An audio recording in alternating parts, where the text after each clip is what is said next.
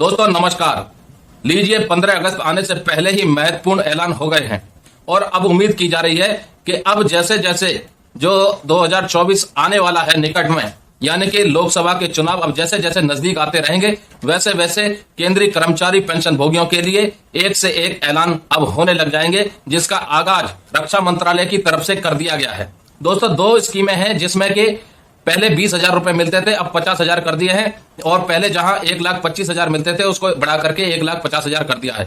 तो जो 20,000 मिलते थे कि कोई जो भूतपूर्व सैनिक की विधवा है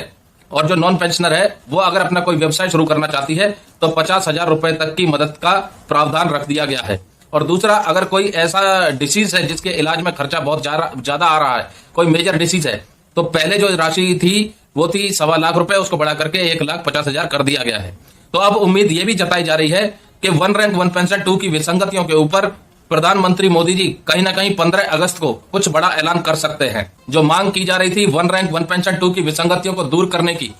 उसकी अब प्रबल संभावना बनती जा रही है कि अब कुछ ना कुछ सरकार भूतपूर्व सैनिकों के लिए जरूर करने वाली है। जिस तरह से ये दो खबरें निकल के आई हैं, उसी तरह से अब अंदेशा पूरी तरह से स्पष्ट हो रहा है कि जिस प्रकार से 7-8 महीने से भूतपूर्व सैनिक वन रैंक वन पेंशन 2 की विसंगतियों को दूर करने की जो मांग कर रहे हैं और जिसके ऊपर आंदोलन जोर शोर से चल रहा है, तो वो अब कहीं ना कहीं संज्ञान में रक्षा मंत्रालय के आ गया है और कहीं ना कहीं मोदी कैबिनेट तक ये बात पहुंची जरूर होगी। वहीं बात कर लें ओल्ड पेंशन स्कीम की, तो दोस्तों ओल्ड पेंशन स्कीम की जो मांग है वो पूरे देश भर में है और उसको लेकर के चाहे राज्य सरकार के कर्मचारी हो चाहे फिर केंद्र सरकार के कर्मचारी हो, सभी को ओल्ड पेंशन स्कीम चाहिए। कई राज्यों में इसकी मांग भी की गई थी और कई राज्यों में चालू भी कर दिया गया है और कुछ राज्यों में अभी भी लगातार संघर्ष चल रहा है कि जल्दी से जल्दी इसके ऊपर सरकार कुछ बड़ा फैसला ले। तो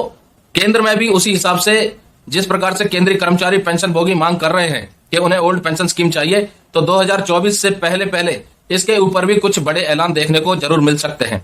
तो अब सबसे पहला जो ऐलान आपको देखने को मिलेगा वो आपको मिल सकता है 15 अगस्त यानी 2 या 3 दिन के बाद, जब लाल किले से प्रधानमंत्री मोदी जी झंडा फहराएंगे और देश को संबोधित करेंगे। तो उसमें कुछ बड़े फैसले भूतपूर्व सैनिकों के लिए और केंद्रीय कर्मचारियों के लिए होने की संभावना व्यक्त की जा रही है। दोस्तों बढ़ती हुई महंगाई के हिसाब से अगर देखें तो केंद्रीय कर्मचारी और पेंशन भोगियों का वेतन उस हिसाब से नहीं बढ़ा जिस हिसाब से देश की प्रति व्यक्ति आय यानी पर कैपिटा इनकम बढ़ रही है। पिछले 10 सालों का रिकॉर्ड आपको पता चला होगा, पहले भी वीडियो में जिक्र किया है कि पिछले 10 सालों में देश की पर कैपिटा इनकम 111% बढ़ी है, जिसके मुकाबले में केंद्रीय कर्मचारी और पेंशन भोगियों की इनकम मात्र 42% बढ़ी है और उस 42% में भी आपका 18 महीने का डियरनेस अलाउंस और डियरनेस रिलीफ सरकार ने नहीं दिया है। तो अब ये उम्मीद जताई जा रही है जिस प्रकार से अब ये ऐलान होने स्टार्ट हो गए हैं और जो पुराने प्रावधान थे, जो भूतपूर्व सैनिकों की जो विधवाएं थी उनको मिलता था, उन प्रावधानों में सुधार किया गया है और जो राशि पहले दी जाती थी उसको बढ़ा दिया गया है। तो दोस्तों पहले इंतजार करेंगे कि प्रधानमंत्री मोदी जी लाल किले से क्या क्या ऐलान करते हैं, क्या कुछ नया निकलने वाला है, और उसके बाद जो भी खबरें केंद्रीय कर्मचारी पेंशन भोगियों से संबंधित या राज्य सरकार के कर्मचारी पेंशन भोगियों से संबंधित निकलेंगी, उनको वीडियो के माध्यम से आपको अपडेट जरूर किया जाएगा। और अगर चैनल पर सब्सक्राइब नहीं है तो जरूर सब्सक्राइब कीजिएगा और हो सके तो ज्वाइन बटन का इस्तेमाल करके इस चैनल को सपोर्ट करने का काम जरूर कीजिएगा। जय हिंद, जय भारत दोस्तों।